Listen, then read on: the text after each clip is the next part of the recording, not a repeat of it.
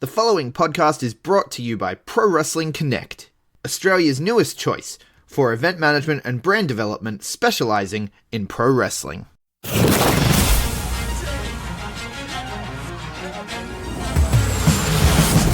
now, the B Plus Wrestling Podcast.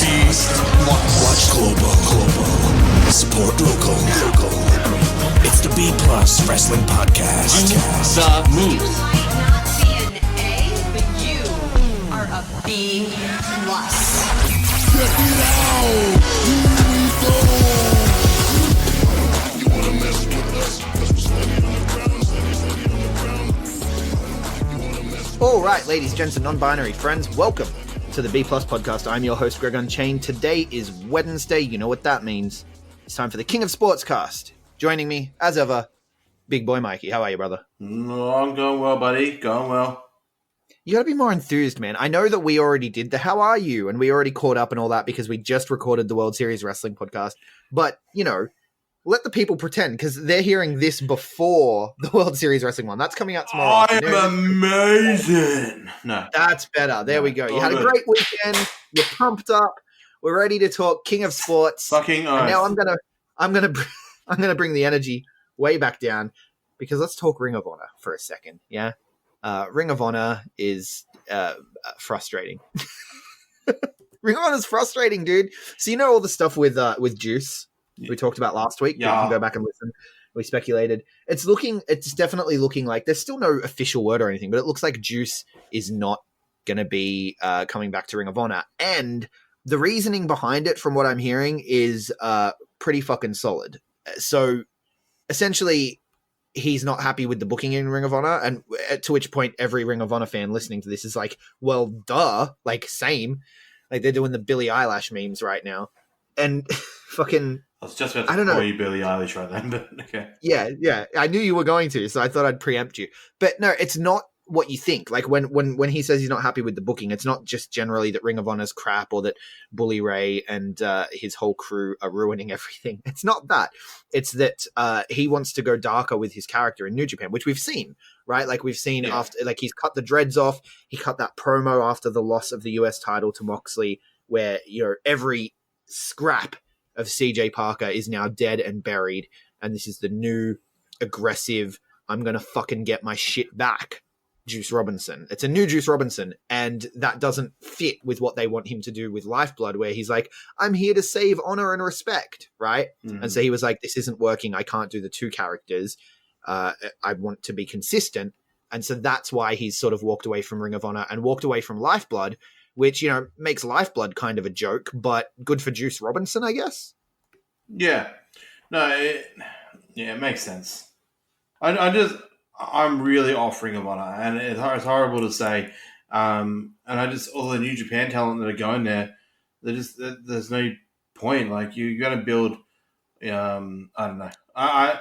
That's the thing. Like, so the relationship has to be strained at this point. Like, I feel like King of Sportscast, we're going to have to kick Ring of Honor out at some point because I feel like the relationship is frayed. I know New Japan management say, no, when we get into a relationship with a promotion, it's for life. No, that's not As true. you pointed out, that's a lie. Yeah. They've done so many relationships over the years.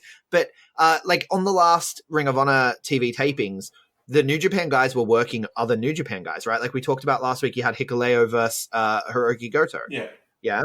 Yeah, exactly. And it's like, why are you having these guys just face each other? And I'm starting to think maybe New Japan are like, look, we've committed to giving you our guys, but just book them against each other because we don't want the stink of the Ring of Honor crew coming across onto our New Japan people. I really think that's where the relationship's at the moment because they fucked up their portion of the Madison Square Garden card, and it's not good for Ring of Honor right now. No, and I can see the relationship ending because obviously there's the big new toy in America that, you know, New Japan New Japan swear that they're not, you know, want to get involved with straight away, but come on, their toys are toys that New Japan, let's be honest, like to play with and put a lot of stock in. They put a lot of stock into Kenny and the Bucks over many, many years, and they put a lot. Oh yeah, Kenny Omega is a New Japan creation. I mean, all respect to the work he did in DDT, and all respect to the man himself. Of course, Kenny Omega is a Kenny Omega creation, but New Japan Pro Wrestling definitely invested heavily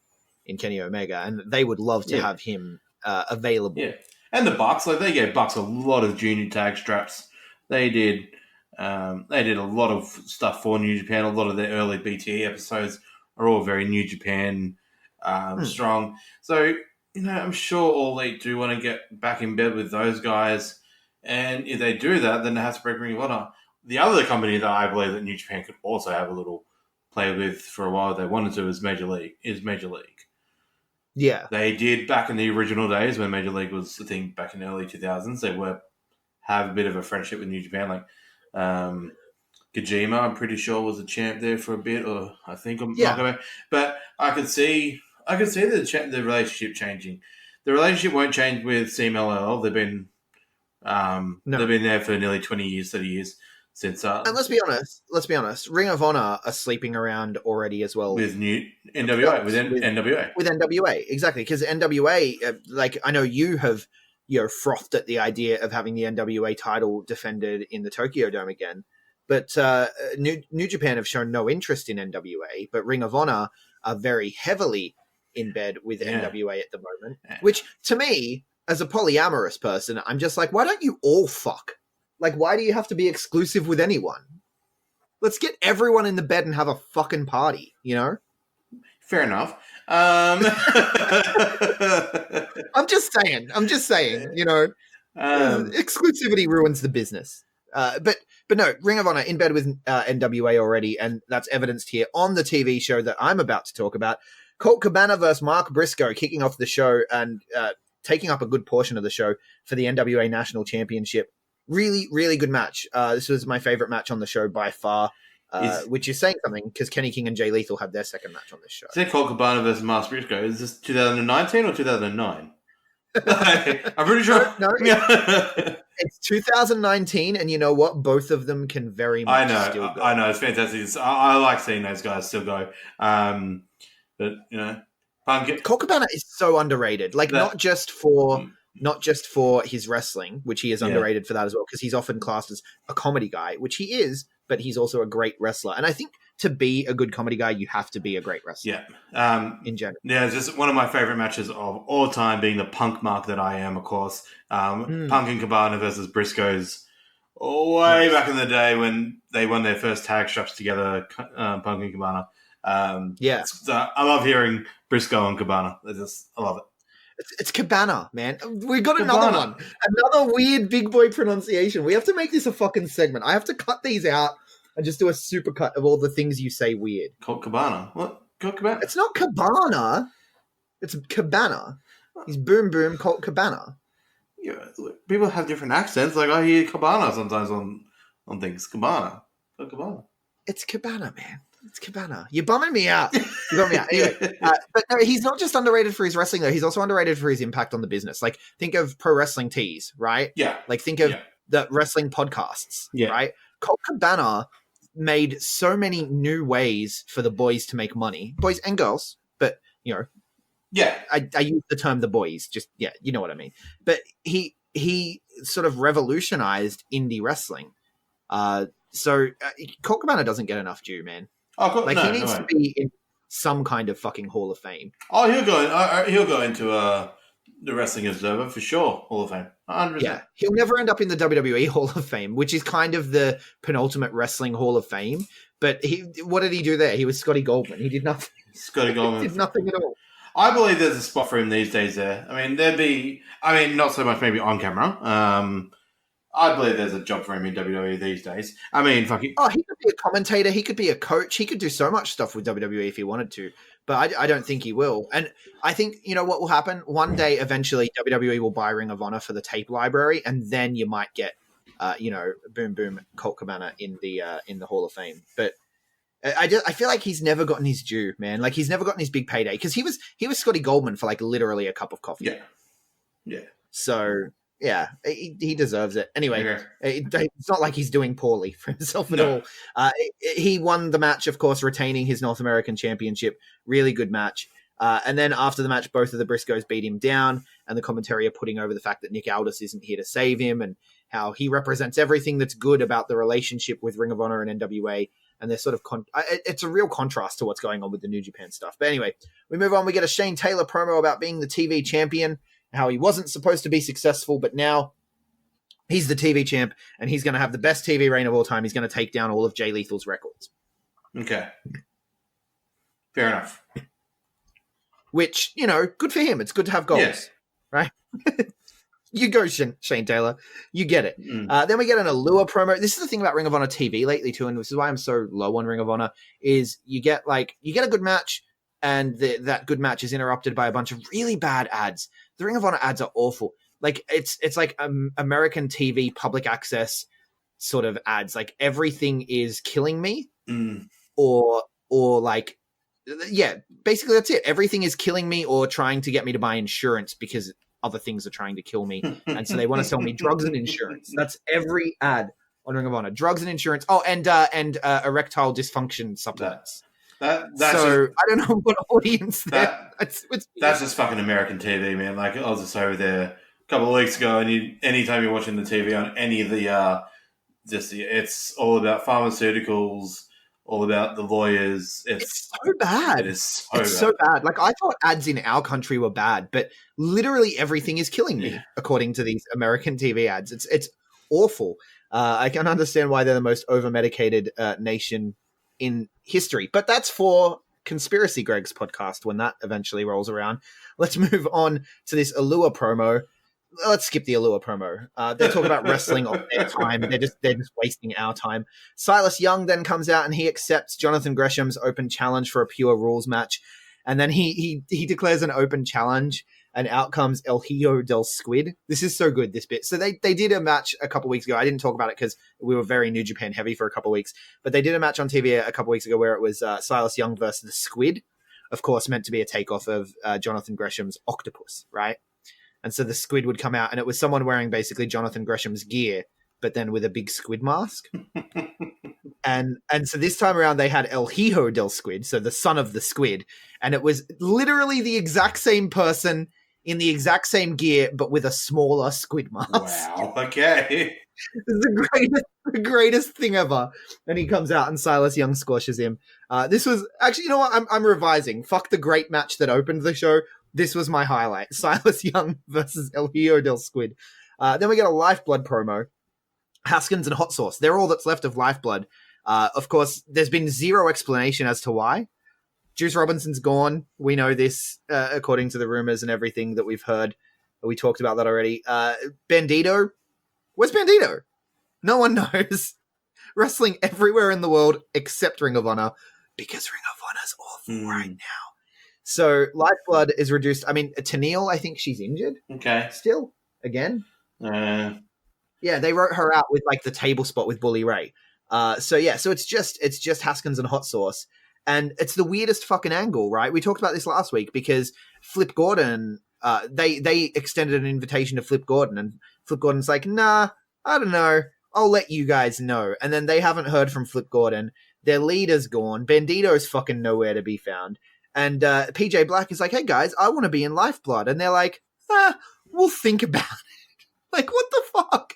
It's so weird. But then they cut a promo saying that they're going to challenge for the 6-man tag titles with PJ Black by their side. And so you got to think if they win the titles, PJ Black will become a permanent member of Lifeblood. So that's where that's going at Best in the World. And then we get Kenny King versus Jay Lethal 2. Decent match, but it kind of ended in a complete clusterfuck. Basically, Kenny King tried to walk away and get the count-out win.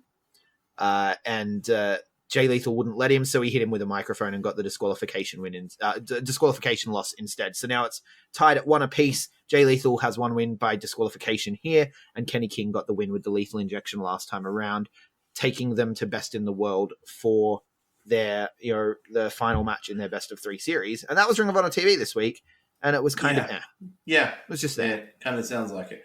Yeah, this whole Lifeblood thing sounds like a mess. The Lifeblood thing is a mess. They were like going to save Ring of Honor. And that's the thing. If you bring in a story where these guys are here to save Ring of Honor, and then like 3 of the 6 people are just like, oh, you know what? I don't think this is worth saving. And they just peace out without saying anything, and you never explain it. Yeah. That's one of them's on the card this weekend. Yeah, I suppose. Let's have a look at this weekend's Best in the World. Now, we already previewed, this show's going to be a weird one because we already previewed Best in the World last week and we previewed the Southern Showdown. So I don't know what more we can say other than what we've already said. But let's take a look at the matches quickly for Best in the World coming up this weekend. The Allure are finally going to face off against Kelly Klein and Jenny Rose, allegedly. This is the third time this match has been advertised. So, take that with a grain of salt. Yeah, fair enough. Interesting. We have Colt Cabana and Nick Aldis taking on the Briscoe brothers in an NWA versus Ring of Honor match. We have Villain Enterprises defending the six-man tag team title. So Marty Scurll, PCO, and Brody King taking on Lifeblood, Mark Haskins, Tracy Williams, PJ Black. And is this where the fourth man comes in? Potentially. Oh, imagine if PJ Black gets pissed at them for taking so long to decide and he turns and he joins Villain Enterprises. Wouldn't that be so Ring of Honor? Or what about if it's Flip? I'm just saying, oh, wow. Hot take. PJ Black would not fit, so I hope Flip wouldn't fit either. Oh, Marty and Flip fit. Marty and Flip take Japan. Yeah. Yeah. Maybe Good times. Those were good times, man. I still have that shirt. I love that shirt. It wouldn't be good. It wouldn't be good times for World Series Wrestling booking, but if Flip was in there, bring Brian Cage in as well. Flippin' Machines Enterprises. Or just Villain Enterprise, leave Ring of Honor and go to Impact at least. Yeah. No. I have no idea who the fourth man's going to be, but I hope it's not Flip and I hope it's not PJ Black. I don't think either of them fit Villain Enterprises. Unless there's someone brand new about to Ring of Honor debut. has put a lot of stock in Flip as like a big baby face, America, military, I don't think putting him in Villain Enterprises would really work. True. Yeah. Dalton Castle takes on Dragon Lee because reasons. Flip Gordon takes on Roosh because reasons. Silas Young and Jonathan Gresham are going to have their Pure Rules match. That's the match I'm most excited for on this card. We also have, of course, Jay Lethal and Kenny King in their deciding match. Shane Taylor and Bandito going one-on-one for the World Television Championship. So there you go. Bandito exists. Yeah. It just doesn't exist for Lifeblood. Yeah. Why isn't PJ Black in this spot and Bandito on his fucking team in this? It makes no sense. This is Ring of Honor in 2000. But I do pray to the wrestling gods that Bandito takes Shane Taylor's title. And Shane Taylor goes away. Give Shane Taylor the record for least amount of defenses. Not Bandito right here. No, I think they're very high on Shane Taylor, and I think Bandito's not long for Ring of Honor. I don't know why. Just the vibe I get. You don't know what? You answered your question within the first thing. Ring of Honor are high on Shane Taylor, and Bandito is not. I don't know why. It's because Ring of Honor are probably high on guys like Shane Taylor. Yeah, right. That makes a lot of sense. So Matt Taven defends his title against Jeff Cobb. You got to think Jeff Cobb takes it, right? But I don't fucking hope so. No, I love that. I'm wearing it. No, I'm wearing a Cobb t-shirt right now. He's my boy. Anyone who can get over just their name as a catchphrase. His catchphrase is literally, I'm Matt Taven. Like, that's his catchphrase. That's skill. Yeah, but Cobb is pure skill. And I had a very nice, 10-minute conversation with Cobb the other day. He is a very, very good man. I'm 100% a Cobb mark. I am a corn on the Cobb. That is a very, very bad name for a fan club for Jeff Cobb. No, because it's a Mark. Mark's a corny corn on the Cobb.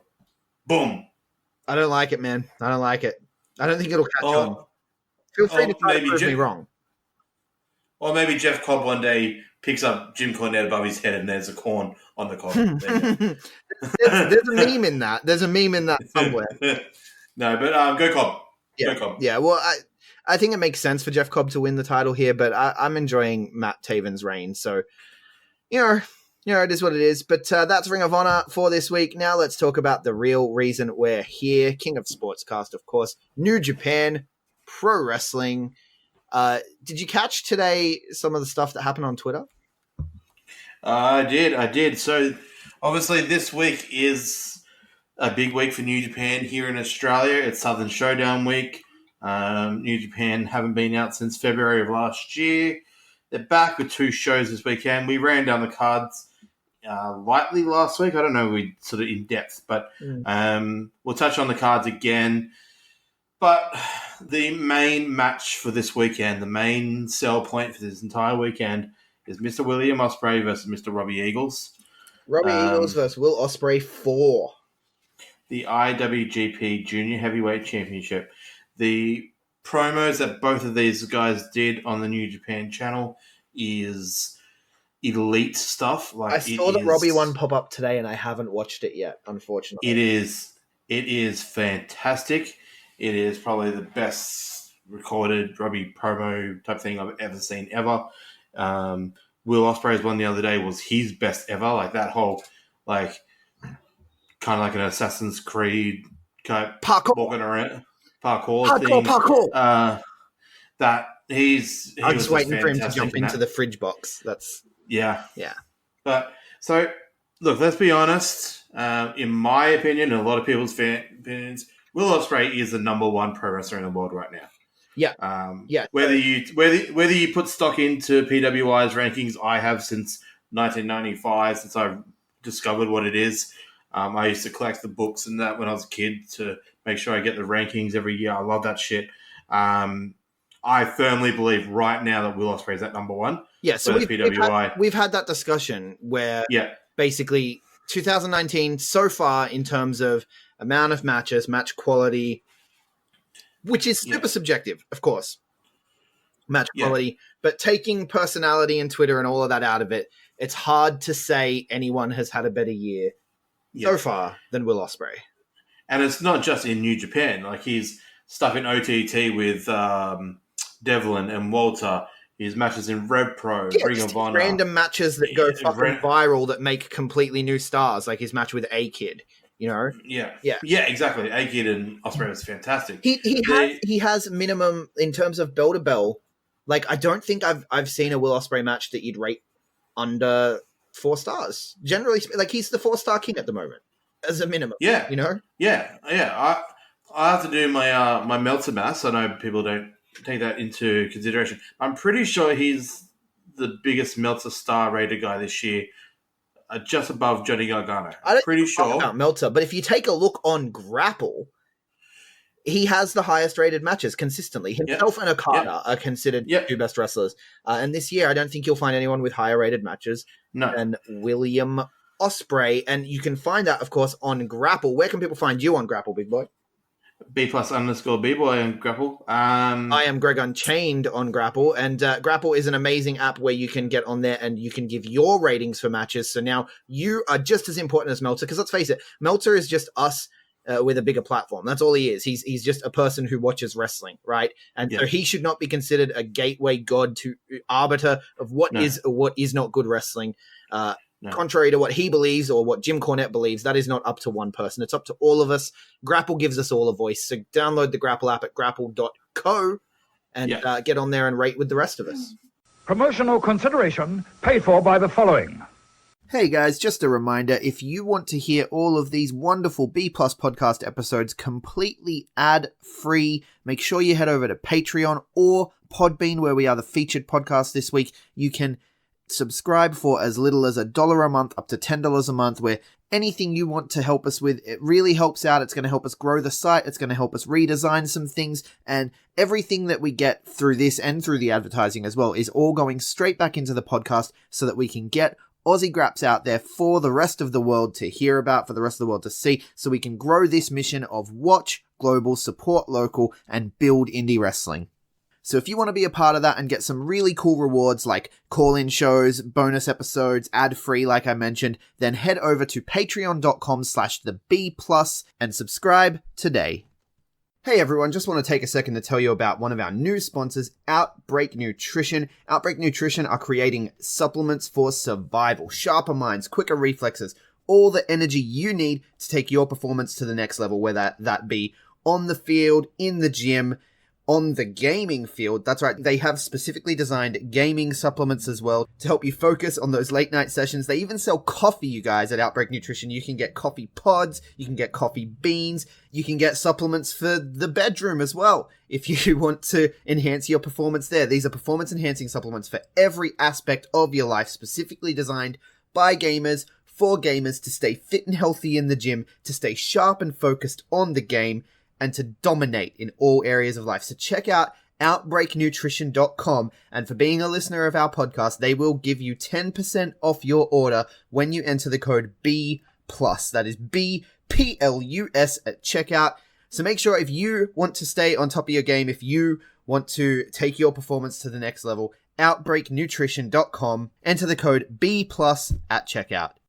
Let's talk about the interesting side to this week. So this is all built around Will Ospreay and Robbie Eagles going into the final week of the first half of the year.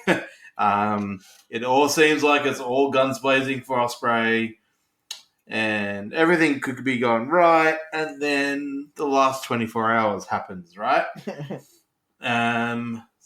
Just get to the point. Seth Rollins had the best year. Yeah. Seth Rollins thinks WWE has the best in-ring product. Yeah. And it wasn't just Ospreay that took offense. I saw Tama retweet a couple of times some things. Tama's been retweeting about a week. Tama's been tweeting for about a week or two regarding some of the Bullet Club stuff that WWE are trying to do on their Japan tour next week. But that's another. Yeah, that's well, another Triple story. H is joining the Bullet Club. Because why they can't just add? Why can't they just add? I love Triple H so much. I'm a huge Triple H mark. But come on, don't put yourself I know you're the click guy, and come on, man. You can't just put yourself in the club. That's fucking ridiculous. Yeah, I mean, there is 4 Bullet Club guys in your roster. Why not just do the 4 Bullet Club guys that are on your roster? Anyway. Look, at this point, I'm waiting for Best in the World. The 4th member of Villain Enterprises can be Triple H. Yeah, why not? He'd actually be a better fit than Flip Gordon. Yeah, well, he's a villain. He's a very good villain. he's a pretty good villain. But let's go back to the man who was once a very good villain, Mr. Rollins. Yeah, claiming that they have the better version of Ospreay in Ospreay's former rival Ricochet. He believes that WWE has the best cruiserweight division, i.e. taking a stab at the junior division over in New Japan. Throw some shade. And for the first time in the last couple of weeks, the names All Elite didn't have to get mentioned. It was very WWE versus New Japan, which seems very odd in the last couple of months. Yeah, good for them. Back. I think our friend in PWA, Kingsley, who we're both a fan of, she would call it the T. The T this week was all New Japan and WWE. Yeah. Yeah. AEW got to pick their game up again. Yeah. I'll give them a week off. They'll be back on the weekend with Fighter Fest. Because I think in some aspects over the last couple of months, obviously not for us because we are fans, but New Japan being the number 2, quote unquote, which I hate the rankings of the pro wrestling companies, but New Japan were considered number 2 behind WWE. All Elite have come in and kind of taken that spot, and kind of has people kind of forgotten about New Japan in the last month or two, and kind of undersold New Japan over the last 2 months. And here it is. It's like, no, we're about to go into the best period of New Japan in the year. Well, I think they're already in the best period. You had the best of the Super Juniors. Exactly. But now, a lot of people were talking about best of Super Juniors, so I don't think that's a fair assessment at all. But no, everything has been very AEW heavy. But that's also because AEW are just so good at keeping themselves relevant. Like every week, there is something new to talk about with AEW. They don't slow down. It's weird. Every day. How they do that without TV, like it's impressive. It's genuinely impressive. Yeah. Imagine what happens when they have the TV. It's going to be fucking crazy. Hopefully they can keep it going with TV. TV is a whole different beast, though. Anyway, I have all respect for Seth Rollins. I firmly believe he is one of the top 5 talents in the world right now. Wrong. WWE do have a very good roster. They do not get used the right way. Yep. Intake, I know you don't agree with this, but I can't fucking stand the 24/7 shit. Seeing guys like Grand Metalik and EC3 and good talents. I'm just saying this. According to social media statistics, R-Truth is the most over champion on the roster. Well, that's not hard at the moment. But Fair. no, like the stuff that's entertaining me on WWE is I love Sammy and Kevin's stuff at the moment. Yeah, They are fantastic. pretty good. I'm now loving this. I'm very interested in seeing where Joe Kingston goes. I think Joe's the right next guy for Kingston. Styles, Ricochet, there's a little thing there, or kind of felt like a little tease that Bull Club were going to turn on AJ today, kind of thing. Yeah, man, little Ricochet was actually really fucking good. It was weird. Yeah, and that the leak of how they're changing up the brakes. I don't like that though. I don't like that. But that's but a whole other podcast. Yeah, but anyway, the thing is, Seth's wrong. That's what we're getting at. Seth is wrong. Seth is wrong. But the thing is, I'm going to say this as a pro wrestling fan, regardless if you want to call it sports entertainment, you can be a WWE fan, you can be a New Japan fan, you can be an All Elite fan. The talents, well, 90% of them, they're all friends in anyway. Like, Ospreay and Ricochet, they're best of friends. 2 years ago, Ricochet was in Ospreay's spot as one of the best in the world. He was getting criticized, like Randy Orton was doing that flip thing with him. Yeah. And he's Ricochet 2 years later, US champion on the fucking WWE main roster. So, look, it is what it is, but it's putting a lot of spotlight on Will Ospreay in the right time for this weekend for New Japan, where our number one Australian wrestler, Mr. Robbie Eagles, takes on Will Ospreay. So Robbie Eagles has got not only the focus on Will Ospreay in the ring, but at the same time, Will Ospreay is getting very distracted out there. Yeah. So it's a very interesting week that Robbie could literally knock off the number one wrestler in the world and probably the number 2 most talked about wrestler in the world right now this week because of Seth Rollins. So interesting. Yeah. Yeah, definitely. And that's the thing too, is it's good for the business as a whole when these guys do this sort of thing, because it means that the fans who follow Seth Rollins now are like, wait, who's this Will Ospreay guy that he's retweeting and stuff. So it's really cool that they do that, because like you said, they are all friends behind the scenes. Yeah. Like, wrestling's a work, people. And I don't think these guys are actually have anything over this at all. They're just having some fucking fun on Twitter. Yeah, and it's very similar to the Randy Orton thing that I said before. Yeah. Like Randy Orton and Ricochet thing. He is. But a couple of years ago when they were doing that ... flip thing, a lot of people were going in on Google searches and going, who's this fucking Ricochet guy, So, yeah. I'm not even a Randy Orton fan, but I do recognize when he does good things like that. Yeah. But in terms of in-ring action, let's talk about in-ring action this week. It has been a Kazuna Road week. Not a lot of it has been on NewJapanWorld.com. Most of it has been taped in Japanese, and I don't think half of it's even been uploaded. Tonight's was. I have not managed to watch it before getting on cast. Because we were podcasting. Correct. But I also forgot that I can watch it in Japanese because I'm a spoiled English. I do this with some of my lucha stuff lately. I'm like, I still can watch it in Spanish just because AAA do have an English channel. I can go back and watch it in Spanish. But anyway, so not a lot has been happening on Kazuna Road. They're building a few little things, like Suzuki's given New Japan till tomorrow to put him in the G1. So there's like a little story going on there, which makes him probably the captain of the C group, like we said. They've been building a few other little mini stories, like Hiroyoshi Tenzin is back, tagging with Kojima. Tenkozi's back. They're undefeated on this tour, so looks like, World Tag League later this year. Tenkozi looks like they're building some strength there. They are legends. I don't think they're going to win much, but in terms of titles, but they're building that sort of stuff. A lot of the young lions have been getting some good time on this tour. Yoda Tsuji has been tagging with Yuji Nagata. Shota and Narita have been tagging with like Kota Ibushi for this tour. So they're getting some really good time, these young lions, with some of the guys. Tenzin and Kojima post-show last night, the Monday night show, I was watching some of the postings saying how much they like Yoda and see how much they see in him. So a lot of cool things for the young lions. booking some other things. But the two things that they were building on this were two title matches that happened tonight. So I can reveal that those title matches were British Cruiserweight Championship and the British Heavyweight Championship. So Rev Pro's two major titles were defended here. So 2 of their 4 major titles were defended tonight. Phantasmo, who's a Cruiserweight champion, took on Taguchi. Phantasmo successfully defended his title there. And Zack Sabre Jr. defended his British Heavyweight Champion. And he put up the G1 entry spot up against. That.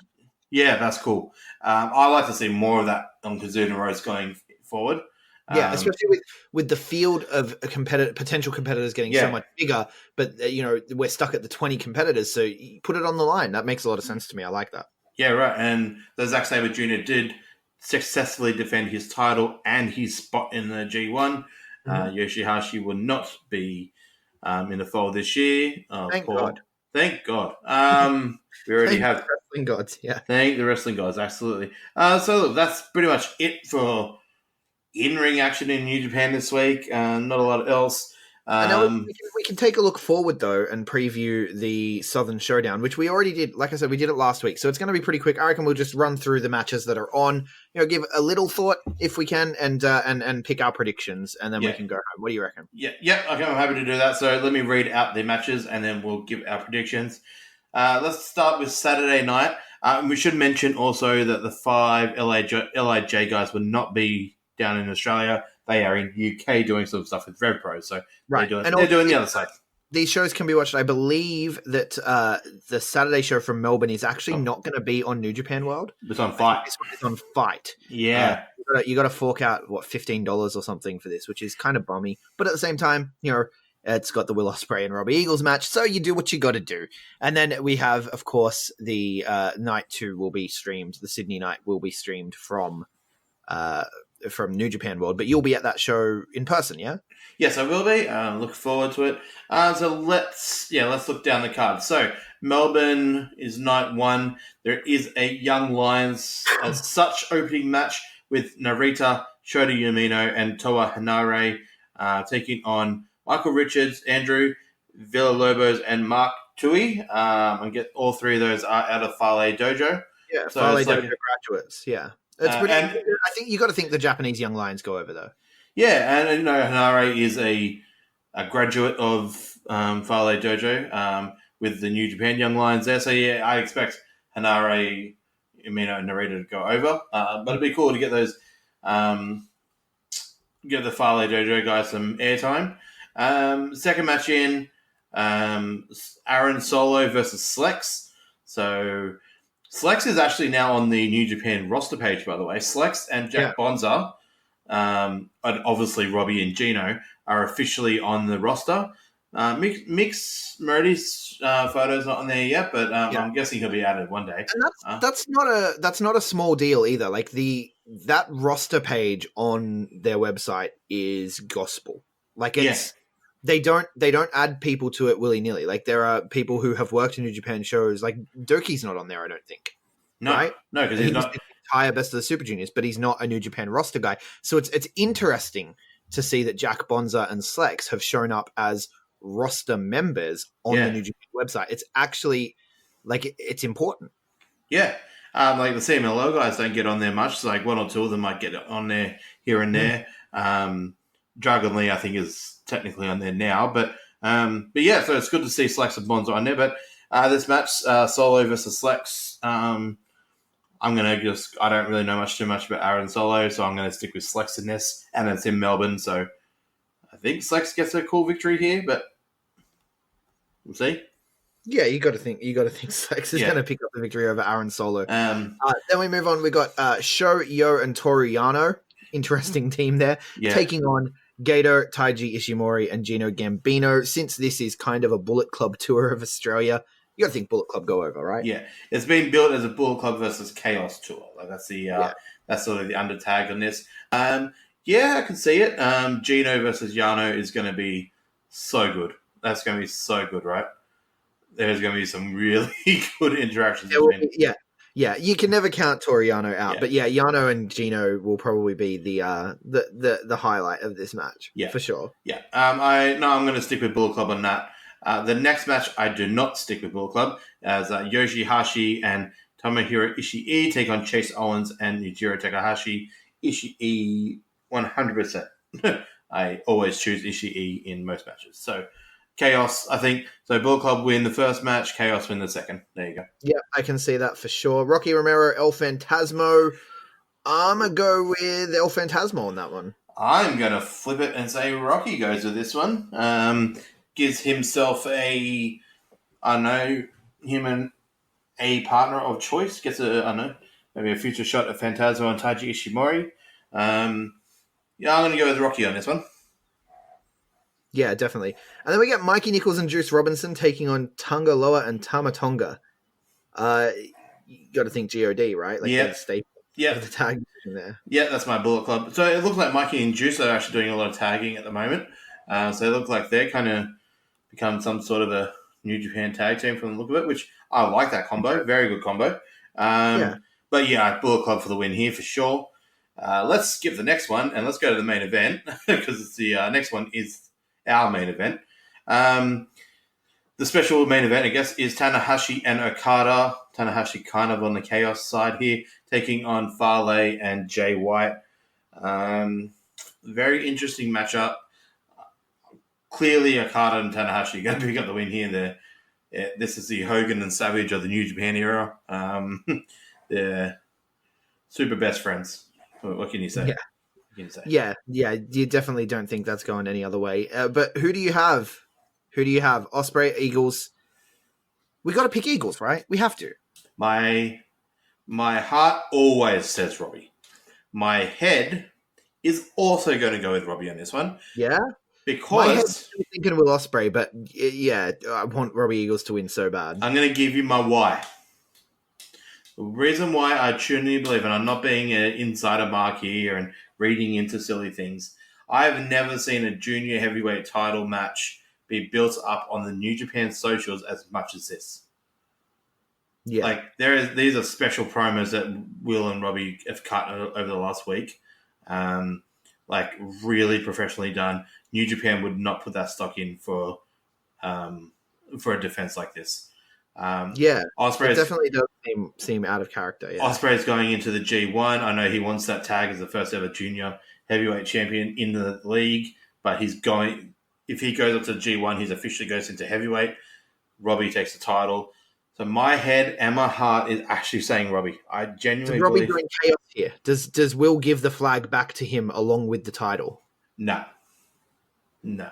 because for said reasons for the next night. But I genuinely believe Robbie's going to pick up the win here. All right, well, let's get to the next night. I tend to agree with you. But let's move on to the next night.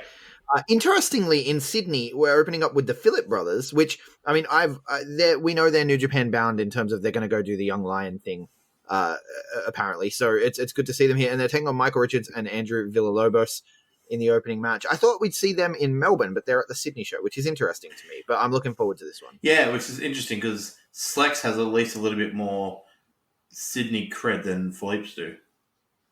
So Slex gets sort of the Melbourne sort of match, and the Philippes get the Sydney match. But anyway, I'm very interested to see the Philippes. I believe they'll go over here, over Richards and Villalobos. Then the next match is actually, Rocky Romero versus Tony Kazina. Kazina is another Farley Dojo guy. You'd expect Rocky to pick up the victory here. Yeah. Battle of the Dojos, essentially. Yeah. And LA Dojo versus Farley Dojo. Then this is my sleeper match of the night, right? Yeah. Sleeper match of the weekend. I think that this is going to turn a lot of heads. People tuning in to watch on New Japan World are not going to be expecting this. When these two guys walk out, they're going to be like, who are these guys? Generally over the world, that's going to be the general reaction, and they're going to steal the show, I think. Jack Bonza and Mick Moretti, one-on-one. Right. This is going to be cool. We saw this back in February, PWA Coliseum final. That was a 30, 40-minute classic, however long they end up going for.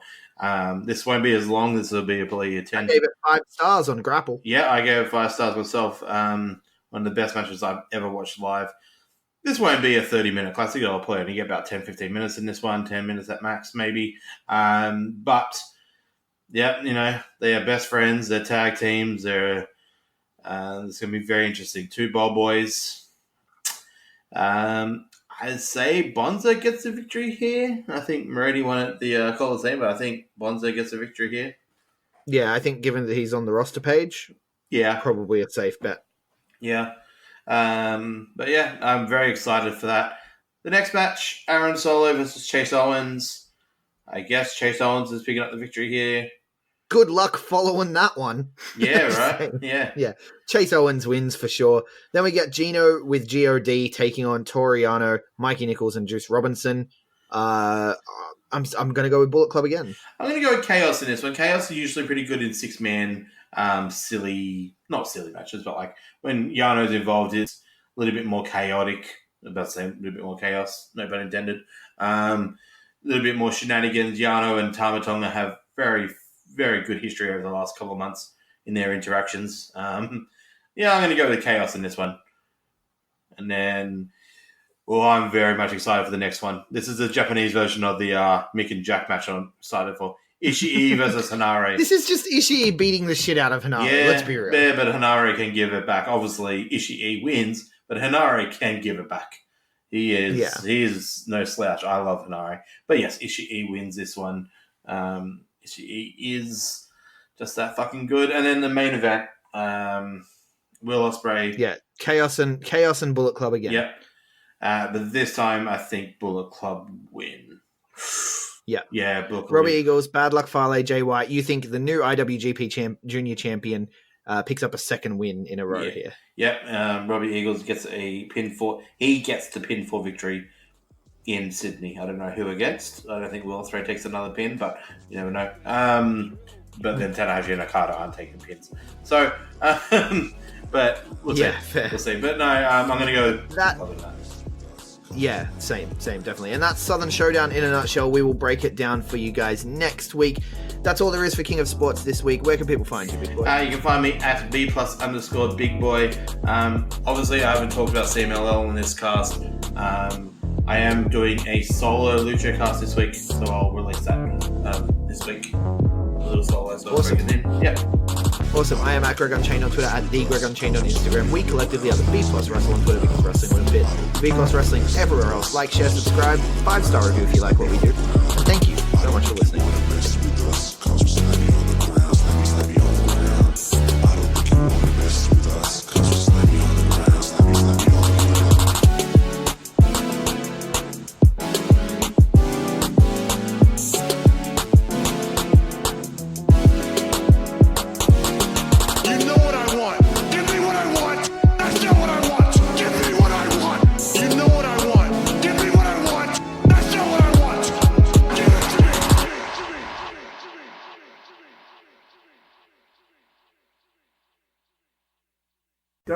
Go. Out. Bitches, am I right? Yeah. Bo is a boy. Yeah, you're right. He has a big Irish penis. Ew. What? Ew. It's what dogs have, big red penises. No, they don't. It's a red rocket. No, they have big red boners. Yeah. But normally he just has a normal little dog. No, penis. he always has a fucking No, boner. he doesn't. He was fucking here earlier, and it didn't look like that. It was a normal dog dick. Okay, all right, fair What enough. are we talking about? Dog dicks. No, leave that in. Leave that in. Leave that in the Leave podcast. that in. I'm just gonna leave you talking randomly about my dog's dick in the podcast. I think, yeah. Look, it's better than Ring of Honor. It is. Yeah.